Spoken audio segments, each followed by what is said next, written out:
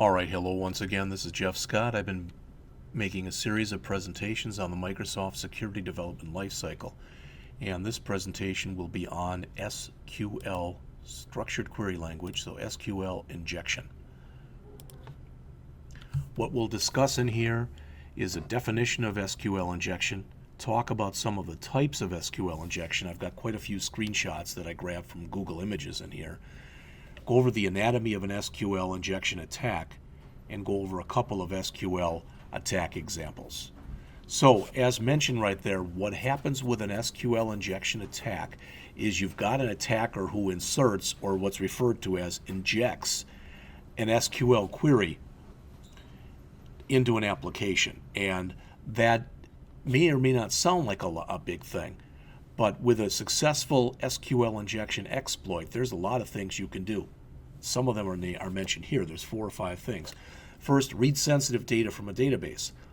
Get things like passwords, credit card numbers, modify database data using inserts, updates, and deletes, which is going to compromise the integrity of the system.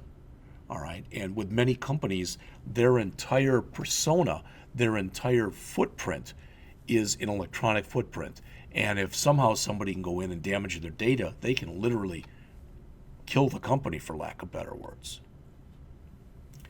There are even some admin operations that you can execute. Maybe you can shut a database down.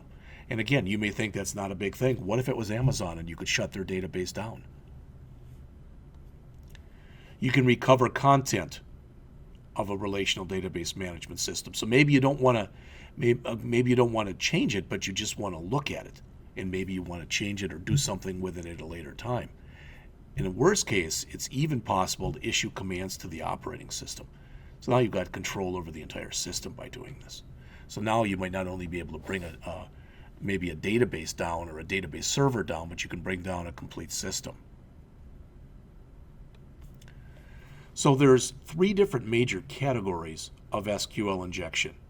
And the first is in-band SQLi, or SQL injection, also known as classic SQL injection. And there's 2 major types that we'll go over in just a minute. And those are error-based and union-based. Next is inferential SQLi, which is also known as a blind SQL injection attack. And there are 2 of those that we'll go over in a minute. They're either Boolean-based or time-based.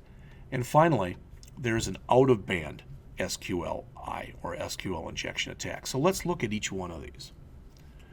All right. With in-band SQL injection, as it says, it's the most common. Why? Because it's the easiest to use. So there is error-based and there's union-based. With error-based, as it says, it relies on error messages thrown by the database server. So a lot of times what people end up doing is, while they're testing, they'll have all their error messages shown on the system, and that's fine. But when you go into production mode, you should turn off all those error messages, because if you don't, you can have things like this, where you end up showing the user, all right, you end up showing them names of tables, names of fields, possibly names of users, etc. So you're making it that much easier for them to get into the system. With union-based SQLi, it basically utilizes the SQL union or operator, and it combines the results of 2 or more select statements into a single select.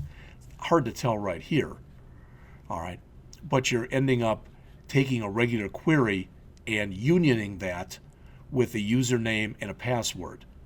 So in this case, and it's not typically what you'd see, because normally when you saw different things in there, and if it ended up giving you a password, etc., it's going to end up probably being encrypted. But at least your username probably won't be. Remember, there's 2 different types of blind SQL injection attacks. In these attacks, they're called blind because the attacker is not able to see the result of the attack. Rather, they're able to reconstruct the database structure by sending payloads or a bunch of information to the system and observing how the system responds and behaves to that on the server.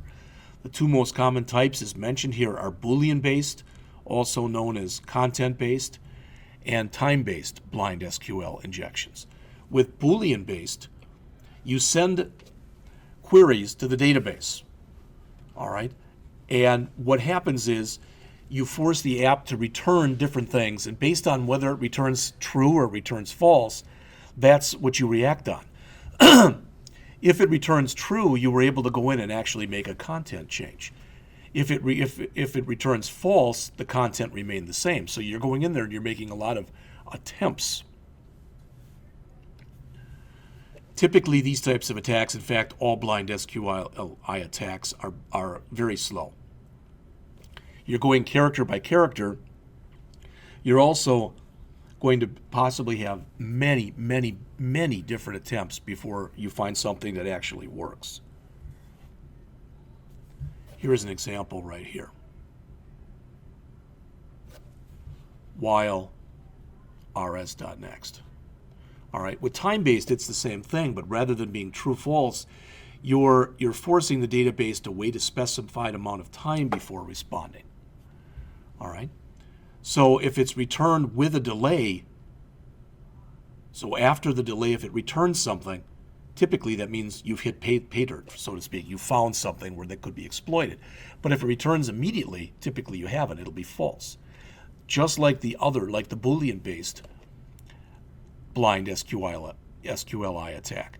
This is typically slow because you're going through the database character by character. And here's an example, and you notice there's a couple of examples here. Wait for delay or sleep, which it will do typically if it's finding information that indeed will be exploitable. With an out-of-band SQLi, this is a little harder because, as it says, it relies on the database server ability to make DNS and HTTP requests to deliver data to an attacker. So as you see this in here, you've got everything basically in here working together. So in order for an SQL injection to be done, two conditions must exist. You must have a relational database that uses structured query language, and you must have user controllable input, and that user controllable input must be directly used inside of an SQL query. Here's an example. So we come in here, and rather than putting in John Smith and my password, you'd be putting in something like this. So the idea is, behind the scenes, this is the query that's going to run. And what you've added here is the or 1 equal 1, which is always going to be true. So you're selecting everything from the user database. If you have not gone in and encrypted both the usernames and passwords, now they might be available to the attacker. So how do you prevent this stuff?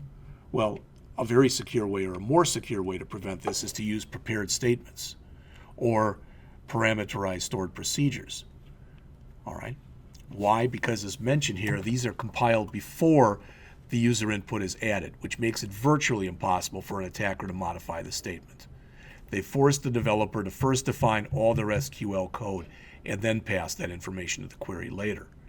As mentioned here, this allows the database to distinguish between code and data regardless of the input that's been supplied. Prepared statements are designed to ensure that attackers are not able to change the intent of a query, even if they inject it with bad code. So the key thing here is usually something like a question mark that's shown here, or an asterisk. A stored procedure has the same effect as a prepared statement, but unlike a prepared statement, the SQL code for a stored procedure gets defined and stored directly within the database itself. All right. All right, something as simple as input validation can help. Such things as making sure that strings have quotes around them, make sure that if your string has another quote inside of it, that it's handled, and the way you'll handle that will vary depending on the programming language you're using. Make sure that numeric fields have numeric values.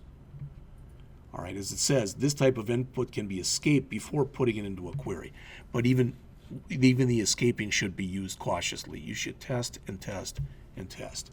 Finally, you can have error messages. And if you make generic error messages instead of specific ones, then the attacker cannot obtain the source code for the app. And that's pretty much it.